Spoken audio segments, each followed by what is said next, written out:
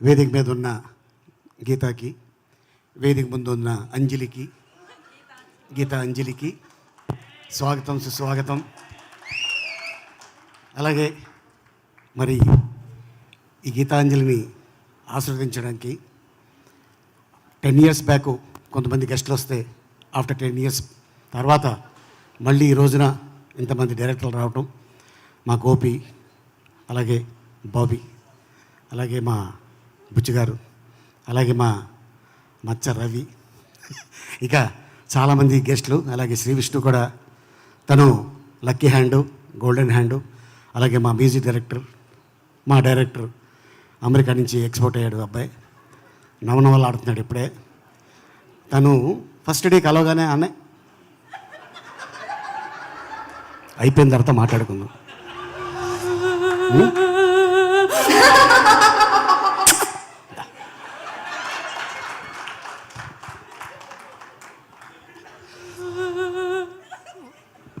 నేను ఇస్తా.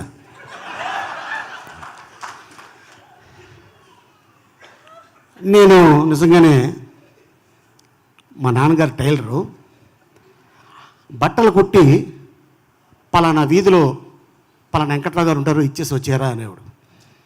అయితే వెళ్ళేటప్పుడు సాయంత్రం చాలా హుషారుగా ఉండేవాడిని. వచ్చేటప్పుడు రాత్రి 10, 11:30, 10, 11 ఆ టైంలో రోడ్డు మీద ఎవరు ఉండేవాడు కాదు. ఒక టెంపుల్ ఉండేది, తర్వాత చర్చ్ ఉండేది, అది దాటితే మసీదు ఉండేది. అక్కడి నుంచి మా ఇంటికి వెళ్ళేవాడిని.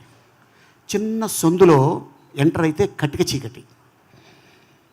అక్కడ మాత్రం నాకు కొద్దిగా ఒక ప్రాంతంలో ఉనికేది.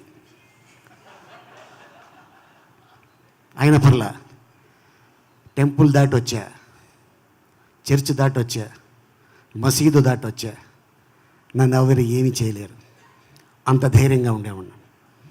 చిన్న వయసులోనే చెన్నై వెళ్ళిపోయి లైఫ్ లీడ్ చేసినవాడిని. అక్కడే అంత ధైర్యంగా ఉన్నా. ఇద్దరు కాదు 10 మంది వచ్చిన ఇలాగే ఉంటా. ఈ సినిమా కోన వెంకట్ తను చెప్పగానే, భయ్యా మనం పార్ట్ 2 తీస్తున్నాం,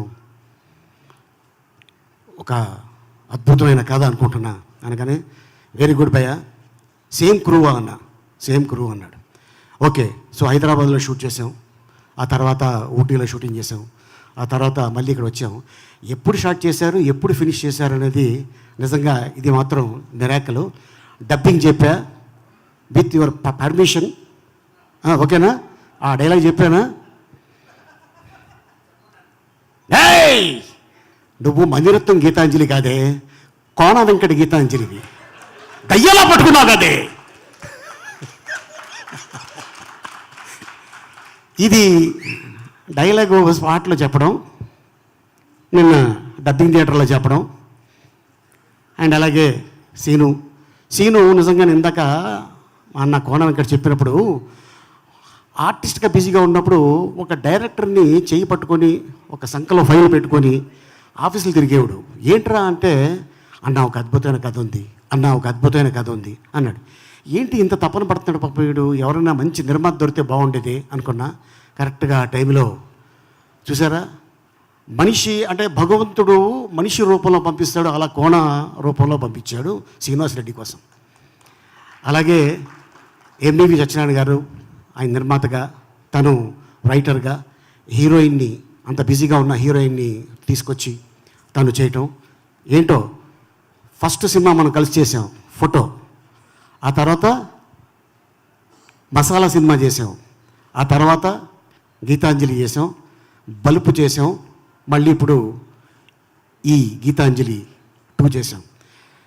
ఒక నిర్మాతకి ఎస్ అన్నీ హిట్టే. అయితే ఒక నిర్మాతకు కానీ, ఒక డైరెక్టర్కి కానీ ఒక సినిమా హిట్ అయితే ఒక 100 మంది టెక్నీషియన్స్ 3 నెలల పాటు ఫుడ్ తింటారు.